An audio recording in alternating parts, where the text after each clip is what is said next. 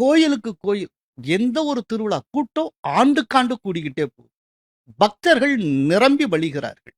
ஆனால் கம்ப்ளீட்டா இந்துக்களுக்கு எதிரான அஜெண்டாவை முன்னெடுக்கக்கூடிய திமுக வெற்றி பெற்றுக் கொண்டே வருகிறது. இந்த ஒரு ஒரு கான்ட்ராஸ்ட் எப்படி நடக்குது? இதுதான் சார் நான் திரும்ப சொல்றேன். சோஷியோ பொலிட்டிக்கல் டைகோட்டமி அப்படின்னு நான் சொல்றேன். 40,000 கோயிலை கட்டணும்னு தமிழன் தான்.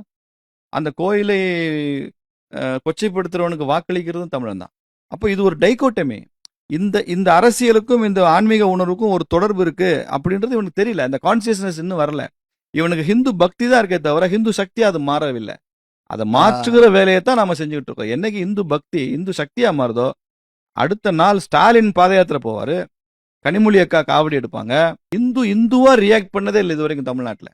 அதனால அவங்க மிளகா அரைக்கிறாங்க. நேரடி பொருள்ல புரிஞ்சுக்கிறதா ஹிந்து ஓட் பேங்க்னு ஒன்று உருவாக்கு. நிச்சயமா நேரடி பொருள் அதுதான். இதை மறைமுக பொருளே கிடையாது. இந்துவாக ஒரு தேர்தலை மட்டும் வாக்களிக்கட்டும். இவங்க எல்லாம் எப்படி டிரான்ஸ்ஃபார்ம் ஆகுறாங்கன்னு பாருங்க.